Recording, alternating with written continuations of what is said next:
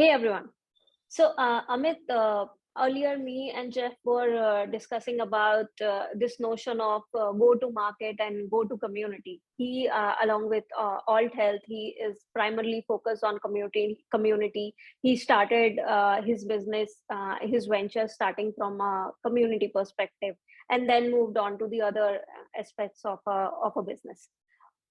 In general, go to market and go to community are considered earlier, like go to community is just comes under the umbrella of go to market, but with the growing trend and how things are moving, the go to community in itself could should become its own thing, because the strategies could be different, and the criteria that are used to define metrics, define values would should be different. What are your thoughts on how go to community should be a priority?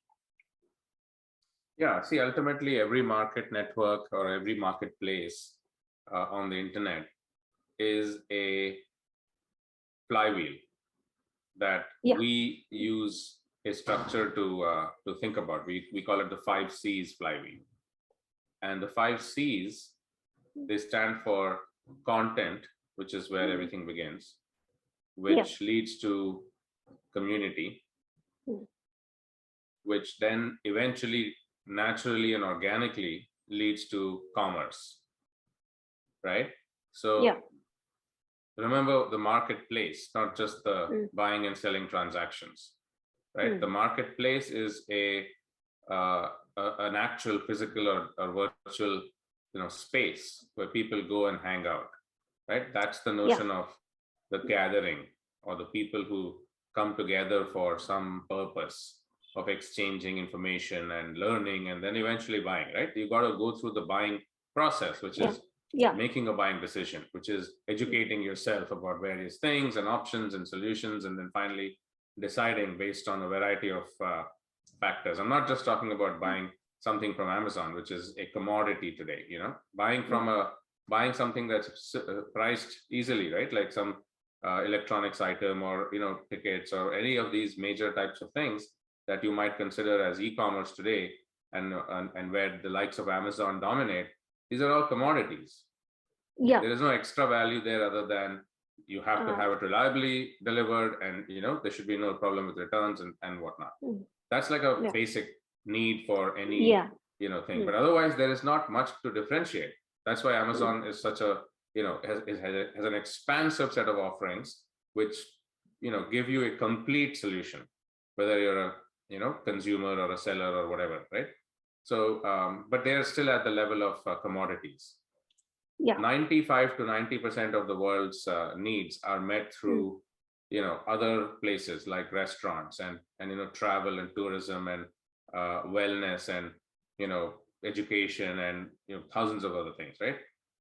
Real estate and so many other things. You don't buy that just like that in a transactional marketplace. Like Amazon. Exactly. Amazon is a transactional marketplace, a commodity pricing engine. And it also delivers you the commodities, of course, certain types of things. But the other things that are value added comes through human beings, right? Like you're physically in a restaurant and you're having an experience with other human beings. The minute you talk about this, you're now talking about people. And therefore, the notion of the community and the interpersonal exchange comes into being, right? And of course, then you buy things. So it's content, or the creator today. In the creator economy, content is what we are talking about. So there's the creators, or the content creators, right? The content, which then drives a community to come together and to interact and to do all of that, which then leads to commerce. So it's a flywheel that starts to run. And of course, we add more to it, which is the co-selling, allowing people to earn from this process now, not just keeping it at the platform level. I mean, at the business level, but turning it into a real platform where everyone else can do the same thing. If you're not allowing others to do the same thing, you're not really a platform. You're just your own shop, right? So then it becomes a co-selling experience for people, which then leads to cash flow. The 5th C, which can be in various currencies or in various cryptos or whatever, right? But it's all cash flow, which is being generated from this flywheel. And of course, that drives more content creation and community and commerce and co-selling Yeah. cash Yeah. flow. So it's now, where do you begin, right? The answer obviously is not in the 1% conversion rate, which is a transactional view on the things. If I simply say I'm going to sell you, that means you're focused on the transaction. As opposed to telling, I say to people, no selling, do not sell. We are not in the business of selling. As the world's largest sales force, we make no sales because we facilitate the buying. The buying happens. We're there to facilitate and to take the attribution for value provided. We don't push sales. Nobody likes that. No one wants that, right? Yeah, exactly. No one likes to do it either. It's not authentic. It's just sort of, one-sided. But the other 99 clicks is the community and the content. So this is where this is the seed which starts the entire flywheel process, the content and the community. And it's we can't say which is the seed. All 5 have to be there. Yeah, all 5 have to be there, but you have to start at some place. You started at that. Now you know that the market follows the community. Yeah, it's not the other way around. I mean, Amazon is a unique example, so is all the first time networks, because they were unique. They were new, and they were wow, what is this internet? And they sort of just dominated from that perspective. But now that the internet is not such a big deal, what's the big deal? It's something else. That something else is called value, which is not available in a commodity platform because it's undifferentiated, right? It's commodity. Yeah, there's no differentiator. There's no special value there. Yeah. So the special value comes from somewhere else. And wherever that comes from, that's the people that we empower and create communities around and share profits with. And everything happens in a flywheel because it's a regenerative loop that you're creating. That's the flywheel. Yeah.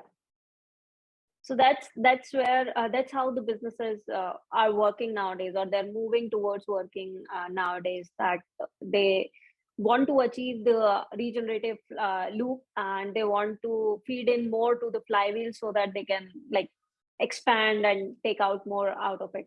And I think the community and the content is a very big driving factor among that.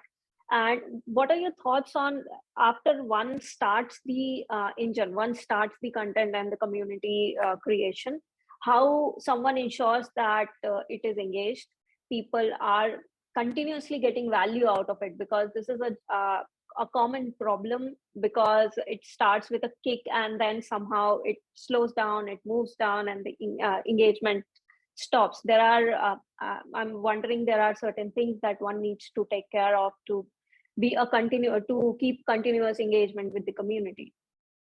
All the standard metrics that and there are new metrics too, I'm sure, that can gauge the health and wellness of a community, or in terms of analytics, I mean, right?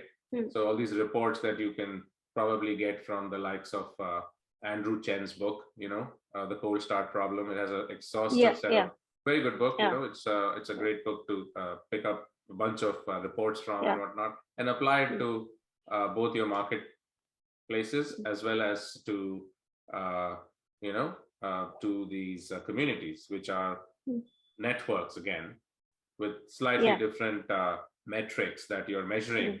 But ultimately, remember, it's a single flywheel, right? So you got to measure the whole thing, and each is a metric that feeds into the other, right? So it's very important to create that holistic view, as well as a next level view, and the next level view, and the cohort analysis, and all the different charts that you can read about that can easily at a glance tell you about things.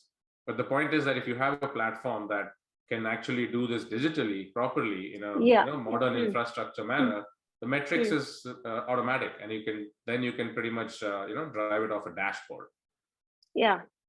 Make informed decisions and plan your strategies, plan your things accordingly, and it should be backed up by data, backed up by what actually people are feeling and they call it like a gravity of the community. You have to sustain the gravity of the community. Why people are coming to your platform or coming to the community. You have to like continuously maintain that.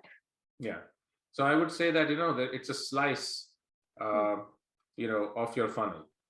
There are some people that are always in that zone, and they're going to facilitate other people going down the funnel, right?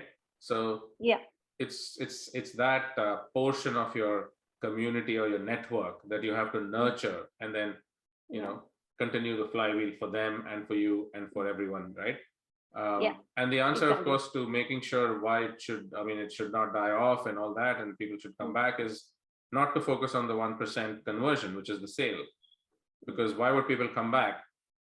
If they're only there to buy things, then you are as good as someone else, right? They could go anywhere, unless you're the most cheapest or something else that differentiates you.